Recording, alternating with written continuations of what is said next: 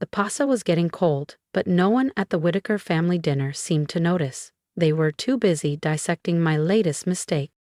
A library assistant? Ava? Seriously? My father scoffed, slicing into his chicken. 4 years at Wharton, and this is where you land? I swirled my wine, another bottle I'd brought that no one commented on, and took a slow sip. At 30, I'd mastered the art of letting their words roll off my back. Your brother just launched his own tech startup, Mom added brightly. And Emma just got featured in Forbes. Of course. Nathan the tech genius, Emma the real estate mogul. The shining stars. It's actually collections curator, I said, voice low. It wouldn't change anything. Dad slammed his glass onto the table. Curator, assistant, whatever, you're a letdown, Ava. An embarrassment. I knew exactly what people said behind closed doors, especially the board members of Pacific Horizon Trust, the institution where I worked, supposedly shelving books. What they didn't know? I owned 68% of the trust through a carefully layered series of firms and offshore accounts. Richard, maybe we should, Mom began, but Dad plowed ahead. We sacrificed for your education, and you're wasting it. I thought about the papers sitting on my desk, their emergency loan application to keep their luxury furniture business afloat. They had no idea I'd be reviewing it personally tomorrow. I'm doing just fine, Dad, I said evenly. Fine, he laughed bitterly. Tiny house, old car, dead-end job. The tiny house was a beachfront villa, the old car, a cover, and my job, just the front of an empire they'd soon have to answer to. At least Nathan and Emma had ambition, Mom said, shaking her head. They wanted success. I just smiled, thinking back to last Thursday's meeting with the partners at Sterling & Moore, the firm where Nathan was supposedly about to make partner. Funny enough, 6 months ago I'd quietly acquired the firm under one of my holding companies. The partners had been very clear. Nathan wasn't even under consideration. You know what your problem is? Dad charged ahead, clearly energized by the sound of his own voice. You never dream big enough, always playing it safe with your little library job. If he only knew. That library job was just the public mask. Over the past decade, I'd built a private financial empire worth over $2,400,000,000, 0 cents. Pacific Horizon Trust was just one piece. I also controlled multiple banks, private equity groups, real estate trusts, and yes, a prestigious law firm. Maybe you're right, I said lightly, pushing back my chair. The weight of everything I wasn't saying made my hands itch with adrenaline. Where do you think you're going? Mom asked sharply. We're not finished. I think we are, I said, grabbing my coat. Thanks for dinner. Running away again? Dad sneered. Pathetic. I paused at the doorway, turning back. You might want to check your phones tomorrow. Lending rules can be strict nowadays. The confusion on their faces almost made me laugh. Almost. That night, back at my real office, on the 42nd floor of the Whitmore Tower downtown, I skimmed their loan application one last time. Their luxury furniture business was hemorrhaging money far faster than they'd admitted. No loan, no lifeline. My phone buzzed. Nathan, right on cue. You took off so fast, he said, trying for a casual tone. Miss Mom's peach cobbler. Tragic, I replied, signing the $300 0 cents M acquisition papers on my desk. Seriously though, Dad's just worried about you. I smiled to myself, glancing at the file showing Nathan's secret gambling debts he'd been covering by embezzling from the firm I now owned. Ching, I said dryly. By the way, how's that partnership coming? Silence. It's progressing. These things take time, Nathan said, voice tight. They do, I agreed, smiling at the irony. Hey, didn't you handle some work for Pacific Horizon Trust a while back? Pause. Longer this time. Yeah? Why? Just curious. Say hi to Mom and Dad for me, I said lightly, and ended the call before he could fish for more. Turning back to my screen, I stared at the loan file. One signature could save their company, or seal its downfall. After years of being their scapegoat, did I even want to save them? The sunset painted the city gold as I made my decision. Tomorrow, everything would change. The walls I'd built to hide behind would finally come down. I picked up my phone and texted Janet, my real executive assistant. Execute Protocol Omega. It's time. Her reply came seconds later. All set for tomorrow, ma'am. Documents prepared. I stood by the window, watching the city lights flicker to life. In 12 hours, the Whitaker family would meet the true disappointment they had mocked for years. And they would find out she owned their future. Monday morning arrived crisp and clear. I slipped into Pacific Horizon Trust's headquarters through my private entrance. Employees bustled around me, none realizing the lowly collections curator quietly running the place. At 9 a.m. sharp, Janet triggered Protocol Omega. Every senior executive received an urgent board meeting summons. Simultaneously, my family's loan was flagged priority 1. Right on cue, my phone rang. Dad. Ava? His voice was tight. The bank called. They want us there immediately. Something about special owner instructions. Strange, I said, voice mild. I'm just a curator, remember? See you soon. An hour later, I watched them arrive through my office's one-way glass. Mom wringing her hands, Dad's bravado cracked around the edges. Nathan and Emma trailed behind, summoned for reinforcement. They're here, Janet confirmed. Good. Let them wait in Conference A, make sure the board's already seated. I let them stew for 20 minutes, observing through the security feed as Dad tried to bluff, Nathan tried to network, and Emma barely hid her unease. At 10:30 sharp, I pressed the button. The massive conference screens blinked to life, displaying a labyrinthine network of holdings and trusts, every thread leading to one name: Ava Whitaker. I stepped into the room wearing a tailored navy suit that cost more than Dad's beloved SUV.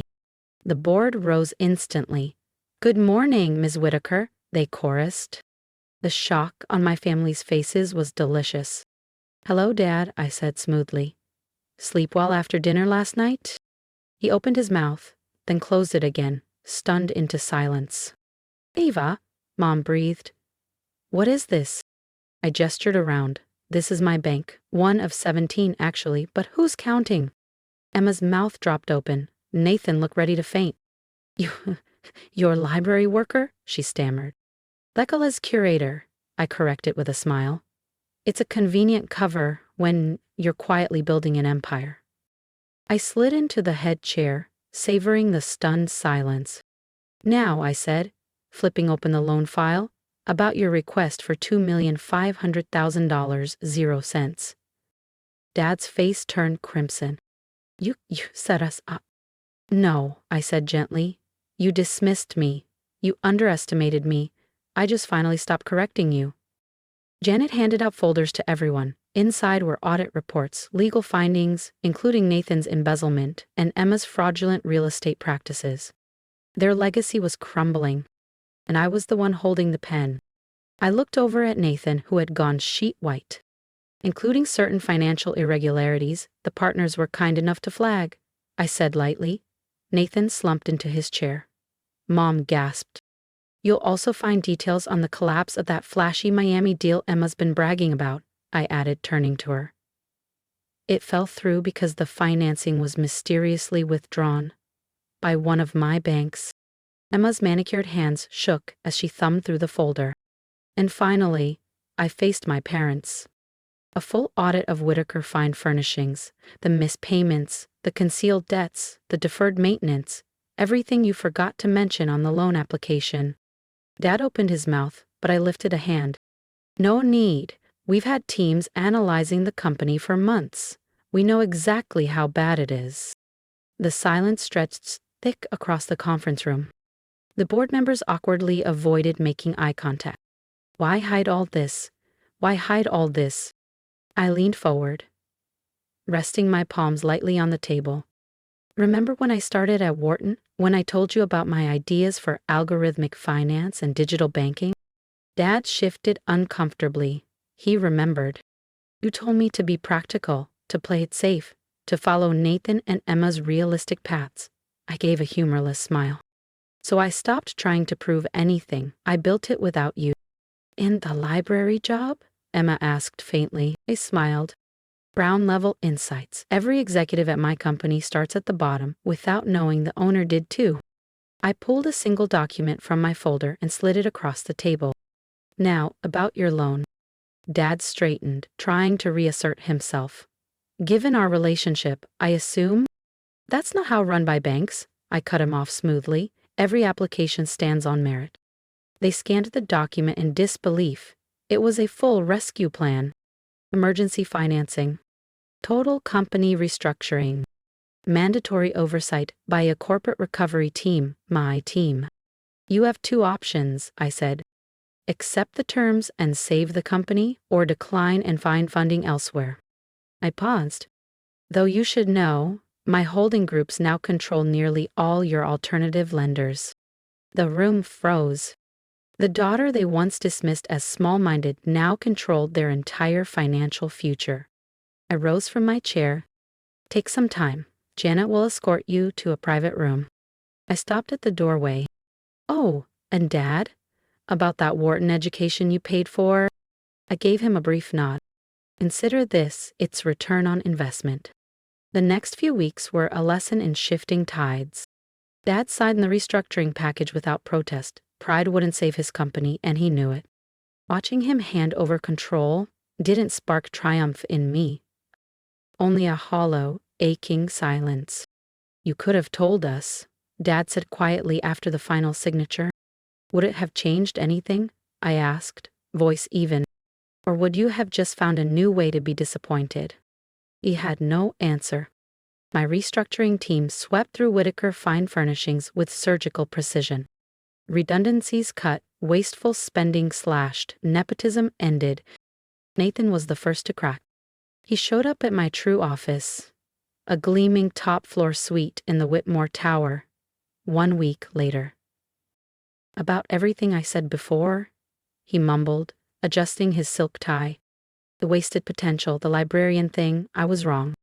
He tried a smile that didn't reach his eyes. Who would have thought my little sister would own my law firm? I pulled out a file. Speaking of which, I said casually, let's talk about your gambling debts. He froze. Ava, I can explain. No need, I said coolly. Our forensic team already did. $300,000, siphoned from client funds. A major ethical violation.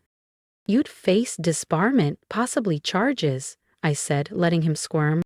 But, I continued after a beat, the firm has been reimbursed anonymously, on one condition. You accept a transfer to our Singapore office. Singapore? He gasped. A fresh start, I said. And the only reason you're still practicing law. Away from the casinos, I said calmly. Take the deal, or take your chances with the ethics board. Nathan took it, of course.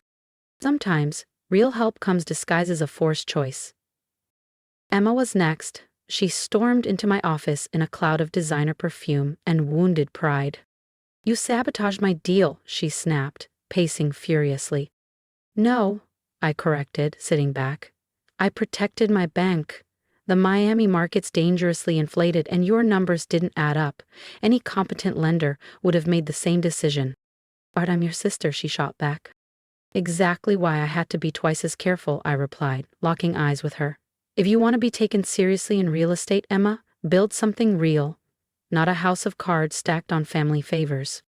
She stormed out, furious. But a week later, she returned, this time with a solid, meticulously researched proposal for a mixed-use development. I had my team review it thoroughly. No favors, no shortcuts. When it passed the scrutiny, I approved the funding. Sometimes, tough love yields the best returns. Mom was the hardest. She showed up at my penthouse one evening, gazing at the city skyline through misty eyes. All those nights I stayed up worrying, she said softly, wondering if you'd ever live up to your potential. And all along, I said gently, I was exceeding it, just not the way you expected. Why the deception? She whispered. Why let us think you were struggling? I poured 2 glasses of Bordeaux, the same wine they'd once ignored at dinner. "Remember when I was 10 and won the state math championship?" I asked. She nodded, tearful. "Instead of celebrating, you and Dad immediately started strategizing what contests I should enter next, which colleges would care." I took a sip. Every win became another expectation, another burden. "We wanted you to excel," she said faintly. "No," I corrected. "You wanted me to excel your way. I needed space to find my own." We sat in silence, the city glowing around us. "And now?" she asked. "Now," I said, "we learn how to be a family without scorecards. Without expectations, just connection." The changes didn't happen overnight, but they happened. Dad's company, under professional management, thrived. He slowly learned to be proud without needing to control everything. Nathan, thousands of miles away in Singapore, found his footing. Therapy helped. So did meeting a corporate attorney who helped him face his gambling addiction honestly. Emma's development succeeded not because of our name, but because of her own hard work. She even began mentoring young women in real estate, teaching them the lessons she learned the hard way. Mom struggled the longest, but little by little she learned to show pride without pressure, love without conditions. As for me, I stepped out of the shadows. The story of the secret banking empire hit the news cycle for a while. Remote Echiwana. For a few months, I was the billionaire nobody saw coming. Then the media moved on. 6 months after that fateful meeting, we had Sunday dinner again, this time at my penthouse. The conversation was different now. Less comparison. I'm always sleepy. As dessert ended, Dad leaned back, studying me carefully. "Do you ever regret it?" he asked. "Hiding your success?" I thought for a moment, looking around at my family. Nathan, relaxed and healthy. Emma, passionate and real. Mom, quieter but prouder. "No," I said finally. We all needed to learn some hard lessons about success, about family, about what really matters. "And what does matter?" Mom asked softly. "Not your title," I said. "Not your bank balance, not your trophies." I smiled. "It's the integrity of your work and the authenticity of your relationships." Later that night, after everyone had left, I stood at my window watching the city pulse with life. My phone buzzed. It was a message from Dad. "Thank you for saving the company and for teaching me what success really means." I smiled, thinking about the long, painful road that led here. Sometimes, the greatest victory isn't proving others wrong. It's helping them grow with you. My phone buzzed again. Janet, updating me on a new acquisition opportunity. Tomorrow, I would go back to building my empire. But tonight I stood still, savoring something rarer than any billion-dollar deal. A family that finally knew how to love without conditions. Sometimes, the best revenge isn't revenge at all. It's knowing when to stop keeping score and start building bridges. Even if those bridges are paved with billion-dollar banks. If you've stayed with me through this journey, thank you. This story isn't just about me. It's about every person who was ever doubted, dismissed, or pressured to live by someone else's standards. If my story resonated with you, I would love to hear your thoughts in the comments. Share your experiences, your victories, your struggles, your moments of quiet strength. Let's lift each other up. And if I could leave you with one piece of advice, it's this. Never let others define your potential. Not your family, not your critics, not even your past. True success isn't just about money or status. It's about building something you believe in, on your terms with integrity. Sometimes that means walking a lonelier path for a while. Sometimes it means staying silent until the right moment to speak. But always, it means trusting that your vision matters, even when no one else sees it yet. I'm proof that the world doesn't get to decide who you are. Do it. If my story inspired you, leave a comment, send a message, or simply take one small step today toward the life you deserve. I'm cheering for you, loudly, even if you can't hear it yet.